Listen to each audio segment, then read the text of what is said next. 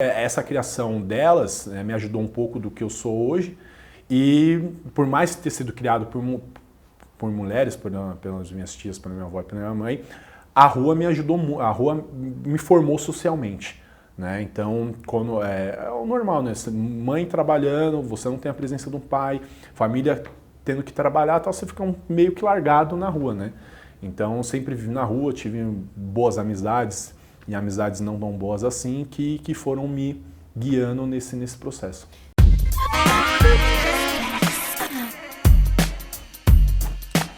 Fala galera, tudo bem? A gente já tava morrendo de saudade e hoje a gente tá aqui para falar sobre o mês de novembro, sobre o mês da consciência negra, e a gente vai trazer uma série de convidados. Para quem ainda não me conhece, eu sou a Natália, sou formada em Direito, faço pós-graduação em Direito Penal e Direito de Família. E a gente vai trazer uma sequência de convidados para aprender, discutir, saber as causas que cada um milita, que cada um tem. E vamos lá! Oi, gente! Tava morrendo de saudade de vir aqui falar com vocês. Pra quem não me conhece ainda, eu sou a Natália, sou psicóloga, faço mestrado em Psicologia da Saúde e trabalho com violência contra a mulher. E hoje a gente trouxe esse convidado incrível. Se apresenta, por favor. Seja muito bem-vindo. Uma honra ter você aqui com a gente. Obrigado pelo convite aí, Natália e Natália. Entre elas. Entre elas. Agradeço o convite. Meu nome é Wellington Souza, tenho 28 anos. Sou nascido e criado em Parada de Taipas, fui atleta de boxe durante 8 anos, hoje sou árbitro formado pela Confederação Brasileira de Boxe e também árbitro internacional formado pela Associação Internacional de Boxe. Né? Atualmente moro hoje no bairro do Bexiga e tem um projeto lá chamado Negros do Bexiga. A gente vai falar bastante dele hoje, que é um projeto maravilhoso. Interessante. E é isso. Né? Tenho 2 filhos, sou casado há 10 anos, tenho 2 filhos, o Pedro e o Fernando, casado com a Gabriela. Beijo, Pedro e Fernando. E é isso. Então, Wellington, a gente queria saber um pouquinho de você, o que você quiser contar pra gente da sua história. Primeiro, depois a gente quer falar do seu projeto, mas a gente estava conversando um pouquinho antes, a gente ouviu a história do Wellington e achou muito interessante, a gente queria que você compartilhasse também com o pessoal. Sim. Bom, acho que vamos pelo início, né? Como eu disse, eu fui nascido e criado em Taipas, Parada de Taipas, fica na região oeste de São Paulo, periferia ali, próximo a Caieiras, Jardim Rincão, Perus.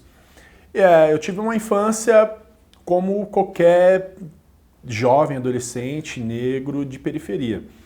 Eu fui criado por 4 mulheres, minha avó até meus 7 anos, Dona Ana, depois foi minha tia Cristiane, cuidou parte da minha infância bastante, que eu ficava com ela enquanto minha mãe trabalhava, e minha tia Cristina ajudava bastante nisso. E depois, quando minha mãe casou, Maria Conceição, casou pela segunda vez, aí eu fui morar com ela e aí passei o resto da minha adolescência sendo criado pela minha mãe, mas essas 4 mulheres negras o que você falou, fizeram uma grande diferença no que eu sou hoje enquanto homem. É exatamente o que você falou, né? É uma vida como qualquer moleque da periferia e tal. E aí como a presença feminina, né? Essa coisa da mãe, da tia, da avó te levando ali. Foi porque assim, meu pai não foi um pai presente, muito pelo contrário, minha mãe conta algumas histórias dele bem difíceis, apesar de ser a minha família parte que eu convivi muito mais com a família por parte de mãe, que foi quem me criou, são em 7 irmãos, 4 homens e 3 mulheres, e elas que me criaram, né? Então não tive uma presença masculina tão forte na minha educação, né? Então sempre foi elas que me educaram da forma que elas sabiam, da forma que elas nem meu avô, né? Depois que minha avó morreu, meu avô já tinha uma outra esposa, morava no interior de São Paulo, então nem ele era muito presente nesse sentido, mas porque a presença masculina que eu tive enquanto menino não foi uma presença muito boa, né? Então, se fosse por essa presença, se seguisse o passo de um tio meu que teve ali seus problemas com drogas, se molestava, se masturbava, se mostrando para as mulheres na rua, tal, acho que não teria seguido o melhor caminho, né? E acho que essa educação, por ser uma educação rígida, né? Eu apanhei bastante, viu? Nossa Senhora! Minha mãe não aliviava no chicote, não. Apanhei bastante. São pontos diferentes, né? Porque minha avó, cada uma das minhas tias, né, minha mãe tem um lado da minha avó, né? Minha avó, ela é uma pessoa muito carinhosa, uma pessoa muito dura, uma pessoa que fazia algumas coisas, algumas comidas bem gostosas, né? Até onde eu lembro. Comida de vó é sempre uma Comida delícia. de vó Quando a minha avó morreu, a primeira coisa que eu pensei foi tipo, caraca, eu nunca mais vou comer a comida dela. Tipo, não vai existir mais. E assim, quando ela teve câncer, né? Ela morreu por conta de câncer, então eu acompanhava muito, por minha mãe trabalhar, eu acompanhava muito com ela nos hospitais, tal, nas consultas, né? E depois que ela morreu, minha mãe me teve com 20 anos de idade, né? Então minha tia Cristiane, que é a mais nova entre elas, cuidou de mim, né? E aí minha mãe arrumando uns empregos mais flexíveis e tal, então a gente morava numa casa junto com a minha tia Cristina, e aí a minha tia Cristina, por trabalhar perto de casa, ajudava um pouco na minha criação. E minha tia Cristiane, ela tem o lado carinhoso da minha avó, que é essa atenção, o cuidado, tal, esse amor. Minha tia Cristina já tem o lado da cozinha, né, de cozinhar, de estar mais próximo, de ser já a matriarca da casa, né, e minha mãe já tem um lado mais duro, né, que aí o lombo conta muita história aqui, nossa. E foi isso, né, então hoje essa criação delas, né, me ajudou um pouco do que eu sou hoje, e por mais ter sido criado por mulheres, pelas minhas tias, pela minha avó e pela minha mãe, a rua me ajudou, a rua me formou socialmente, né? Então, quando é o normal, né? Mãe trabalhando, você não tem a presença de um pai, família tendo que trabalhar, então você fica meio que largado na rua, né? Então, sempre vivi na rua, tive boas amizades e amizades não tão boas assim que foram me guiando nesse processo. Você teve alguma referência masculina, assim, que você considerou positiva na sua história, assim, ou não chegou a ter? Na minha infância e na minha adolescência, não. Nenhuma. Muito pelo contrário, como eu disse, né? Meu tio, ele tinha problema com drogas, e ele usava drogas, subia na minha casa, minha casa que eu morava na infância é um terreno grande, então tem duas saídas, né? A rua de cima e a rua de baixo, e ele subia na laje de uma da casa, assim, e ficava se masturbando para as mulheres passando na rua depois de ter sido drogado. E um belo dia ele fez isso para a mulher errada. Todas as mulheres são mulher errada, digo, no contexto daquela época, da realidade da periferia, né? Quando eu digo mulher errada nesse contexto, dizer que é o seguinte, hoje, né, assim, eu estou falando uma história do que eu vivi, né, obviamente, porque hoje eu não tenho esse pensamento, mas a mulher errada era a mulher de um traficante, né? Então, quer trazer uma consequência direta. Trazer uma consequência direta. Então não é a mulher errada por ela reagir, porque não existia aquela reação naquele momento, e eu tinha 7 anos de idade, não, tinha 10 anos de idade. Então, ele fez isso algumas semanas depois, ele entrou pela rua de cima, pela rua de baixo, fez o processo que ele fazia sempre, que ele entrava em casa pela rua de baixo, entrava, comia alguma coisa e sentava no portão da rua de cima e ficava conversando. E nisso ele fez isso um dia, estava eu e minha mãe em casa nesse dia sozinhos, por volta de umas 9 horas da noite, e ele entrou tal, e nesse dia ele não foi para a rua de cima, ele ficou no sofá assistindo televisão. E invadiram a minha casa, não lembro quantos homens eram. Ele ficou desesperado, entrou no quarto meio da minha mãe correndo, falando, vão me matar, vão me matar. Minha mãe se chama Maria Conceição e eles chamavam ela de Ceissa. Ceissa, vão me matar. E minha mãe toda, né, sem saber de nada, a primeira reação dela foi mandar eu ir ver o que estava acontecendo. E aí, minha casa é grande, um corredor, aí tudo escuro, e o interruptor para acender a luz é no final do corredor até eu chegar lá. E eu lembro disso nitidamente, que era a janela da sala, uma janela grande. Com 10 anos. Com 10 anos de idade. A janela da sala, uma janela grande, e eu vejo o cara apontando a arma pra mim. E por sorte, o cara me reconheceu, falou, não, o sobrinho dele, o sobrinho não atira, que é o sobrinho dele. Aí os caras pulou o muro e saiu correndo. E no dia seguinte, aí minha mãe estava grávida nessa época, inclusive, minha mãe ela teve uma hemorragia por conta do susto. Nossa, que história. Minha mãe perdeu um filho, e no outro dia os caras foram lá, que aí a questão do certo e do errado, né? Os caras Foram lá e falaram, mano, mexeu com a mulher errada, vocês me conhecem, a gente foi criado junto, mas a gente vai matar seu irmão. Falou Nossa, isso ainda na porta de casa, avisaram, avisaram, assim. a gente vai matar seu irmão porque ele fez isso, não mexeu com a mulher certa, desculpa aí pelo seu sobrinho, desculpa pela sua irmã, foram lá pedir desculpa, isso na porta de casa, eu lembro de tudo isso. E passou 2 semanas, ele tomou um tiro na porta, fez o mesmo caminho de sempre. O cara chegou, deu 2 tiros nele, um tiro pegou, o outro resvalou para dentro do portão, ele ficou 7 meses, ficou paraplégico, ficou 7 meses inválido, pegou, eu não sei o nome da ferida que dá quando a pessoa fica muito tempo no hospital. Escara. Isso. Na coluna, abriu, teve uma hemorragia, e nisso minha mãe cuidava, minha tia cuidava, meus tios cuidavam, enfim, foram 7 meses e ele morreu em outubro. Decorrência de uma hemorragia, porque eles deixaram meio avisado que iriam matar ele. Então, assim, a referência que eu tenho de homem é essa. Cara, você vai contando a sua história, assim, e além de sempre pensar com o privilegiado e tudo mais, eu fico pensando que orgulho que eu tenho de saber que você tá aqui agora, sabe, tendo superado dentro, né, das suas questões, enfim, mas tá aqui, tem um projeto de vida maravilhoso, sabe? E eu queria saber um pouco, assim, até porque a gente tem um acesso no canal grande e espero que tenha jovens negros ouvindo e vejam a sua história, sabe? E se espelhem, tipo assim, ó, eu vivo isso, essa é a minha realidade, tenho tiro no meu portão também, mas dá pra seguir. Não dá, assim, e como, assim, foi muito, não sei se minha criação tivesse a presença do pai, ou tivesse a presença de uma masculina mais presente, se eu teria outra realidade. Isso eu não posso dizer, porque assim,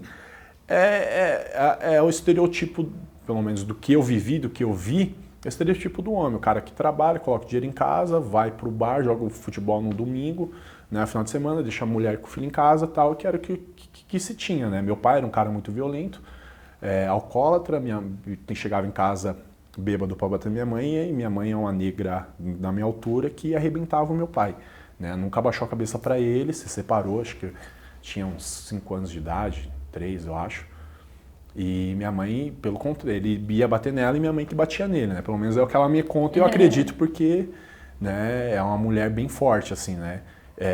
Pela história de vida, por ter sofrido um relacionamento abusivo. É bonito te ouvir tal, falar da sua mãe. mas admiração. E ela me criou da forma que ela, apesar de ter me batido, de ter passado dos limites algumas vezes, mas era a forma que ela foi criada, que ela tinha naquela época, naquela sociedade, de criar o filho dela para que não fosse, né, não desse errado na vida. E hoje você tem 2 filhos, né? Hoje eu tenho 2 filhos. E aí você percebe como que essa criação, essa figura materna, essa figura feminina, né, da sua mãe, das suas tias, da sua avó, você percebe essa herança que você traz para os seus filhos? Eu ia te perguntar isso. O que você vê hoje, né, na sua vida, no seu contexto hoje, o que você sente de influência por ter sido criado por 4 mulheres, assim, na sua vida hoje? Tudo.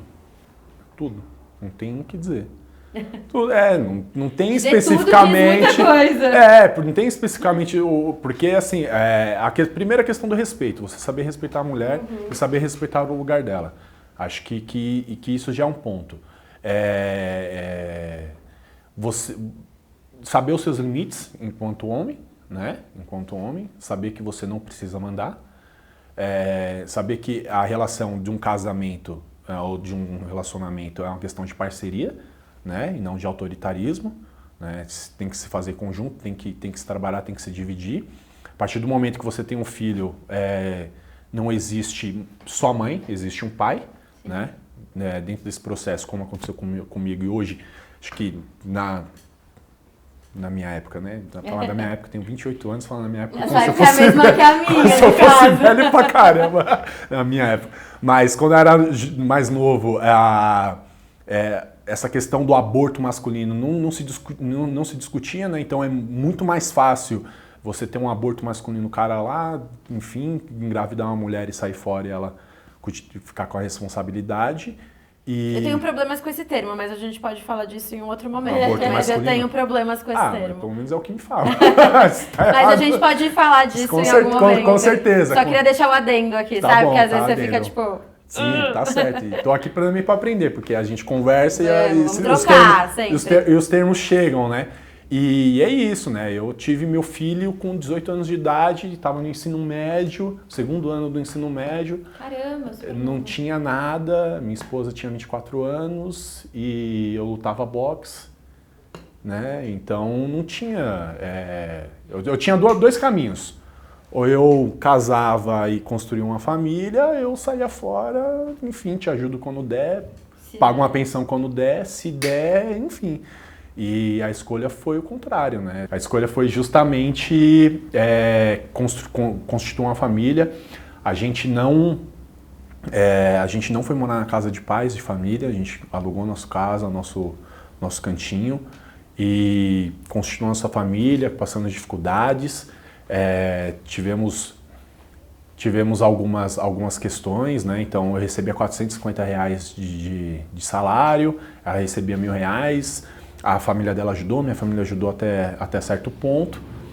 E foi uma coisa, foi isso, a gente foi crescendo, se apoiando um com o outro, né? Então a gente divide as nossas tarefas, a gente tem um processo de companheirismo junto e é muito da minha criação. Wellington, você está contando, a gente estava conversando um pouquinho antes, você falou que você tem uma história forte com os esportes na sua vida. Conta um pouquinho pra gente. Então assim, como eu disse, uma parte da minha criação foi feita dentro de casa, né, pela minha mãe, pela minha avó, pela minha tia, a outra parte foi feita na rua, né? Então a parte social que eu tenho, a parte política que eu tenho, ela foi constituída na rua, né? Então desde cedo eu fui envolvido com esporte, andei de skate, joguei basquete, joguei rugby, né, e me encontrei no boxe, né? Então eu pratiquei boxe durante 8 anos, skate ando até hoje, tal, mas o boxe foi minha paixão, competi, treinei bastante. E no boxe é isso, né? Porque você tem... o boxe ele é um esporte muito pesado, né? E na sua natureza, acho que por conta dessa questão do processo de escravidão, de exclusão que o povo negro sofreu, que os negros sofreram, se identificou muito nessa questão na luta, né? No boxe para se almejar, né? Para se colocar para cima, para mostrar a sua força, né? Então,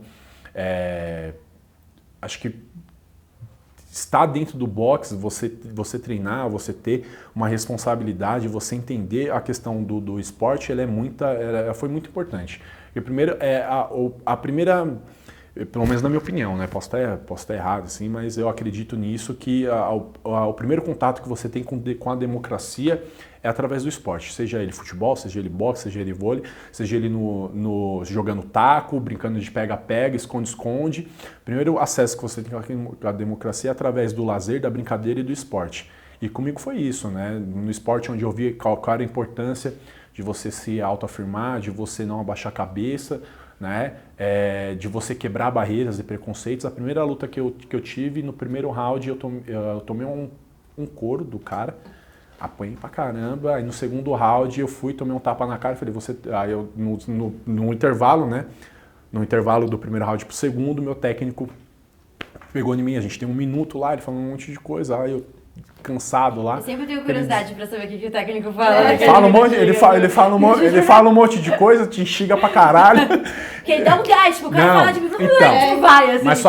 Mas só que é aí que entra, né? Porque assim, eu tomei um tapa na cara, ele me deu um tapa na cara e falou assim, você treina boxe, você não faz balé.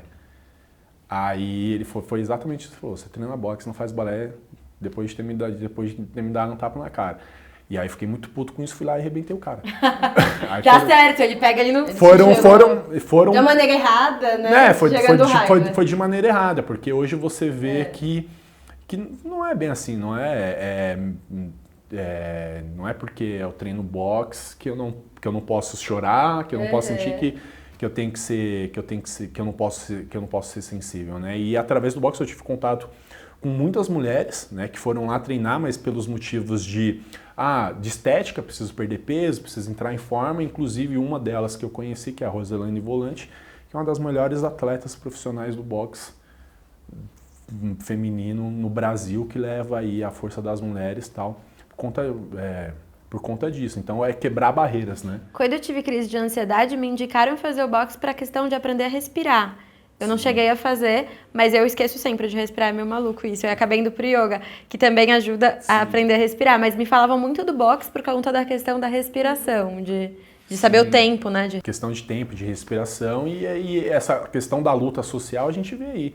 O maior atleta do mundo, né, considerado inclusive pelo Comitê Olímpico Internacional, é Muhammad Ali, né? Por ser pugilista, não só pelo fato dele ser pugilista, mas sim pelas barreiras sociais e os enfrentamentos políticos, né, que ele teve na época que ele era lutador e os preconceitos que ele sofreu, as recessões, né, as exclusões que ele teve seu título retirado, não lutou na Guerra do Vietnã, bateu de frente com tudo, né, depois conseguiu, teve a maior luta, o maior evento esportivo do mundo, que foi a luta dele com George Foreman na África, né, ouvindo o povo inteiro gritando Ali Boumaier, e aonde a questão da presença do Ali não era apenas da luta, era uma pessoa que poderia ali ajudar na educação, ajudar na saúde, ajudar na paz e tal. Então acho que isso me ajudou muito. E foi um fator importante para sua autoestima, então, né? A questão do esporte. Com certeza, porque se não fosse esporte, acho que pelas amizades, pelo que eu tinha, hoje eu estaria ou preso ou morto. Tive amigos que morreram usando droga, não teria... Assim, essa história é linda, eu acho que a gente pode falar muito ainda dessa história, bastante. porque é história de vida de quem tá velho já, né? Tipo, eu gostei muito e a gente ainda vai conversar mais um pouco, vão ter mais algumas falar coisas, do seu projeto também, né? Mas a gente tem uma coisa aqui no canal que sempre que a gente tá encerrando um bloquinho ali, a gente pede pra pessoa deixar uma indicação. Você pode indicar alguma coisa que você acha que tem a ver com esse bate-papo que a gente teve? Com certeza. Tem um filme que... eu falando do esporte, acabei finalizando o Ali, acho que tem que assistir o filme do Ali, que se chama Ali, pelo Will Smith. Pergunta, tem Netflix? Eu não sei se tem no Netflix, não sei, mas é um filme fácil de achar. Chama Ali? Ali, com Will Smith, que aí conta a história da luta dele, conta a história, frisa bastante a questão do George Foreman, e a história de Ali, que fala sobre o processo quando ele se negou a lutar no Vietnã, que ele teve seu título cassado, e aí tem os bastidores do julgamento dele nos tribunais, né, com os promotores, né, dos condados lá, para que ele pudesse ter o título dele de volta, e mostra um outro lado, né, de como que as pessoas ajudaram ele, porque ele perdeu dinheiro, porque as pessoas não contratavam ele, estavam ficando... família para criar, enfim, então mostra um outro lado do esporte que não tem, de como que ele enfrentou isso. Então esses dois filmes, nessa questão assim, tanto esportiva como social, e por ser um cara fudido, assim, pelo menos no esporte, acho Quero assistir, já o valeu lado, a dica, porque eu já fiquei curiosa. Os dois. Gente, esse vai ser a finalização da primeira parte da nossa conversa, então ainda vai rolar mais, mas espero que vocês estejam gostando, né? Eu nem fiquem gostado. aqui com a gente. Né? Lembre-se de se inscrever no canal, assina o sininho, é muito importante pra gente ter esse engajamento. E comenta também se gostou, o que faria, deixa dicas, sugestões. Se vocês querem esse tema, se vocês querem mais temas, se vocês querem que o Wellington volte aqui mais vezes também, coloca aí nos comentários. Você decide ali, ó. Tá bom, gente. Ligue para. Hashtag volta o Wellington. Siga a gente nas redes sociais, menos ele, porque ele não tem rede social. Não tem rede social, não me procure em aqui. rede social, não tem Instagram, não tem Facebook, mas... Ele tem vida. Não Outro dia ele vai vir ensinar pra gente como ele faz isso. Tá bom, gente? Obrigada, galera. Um beijo, até a próxima.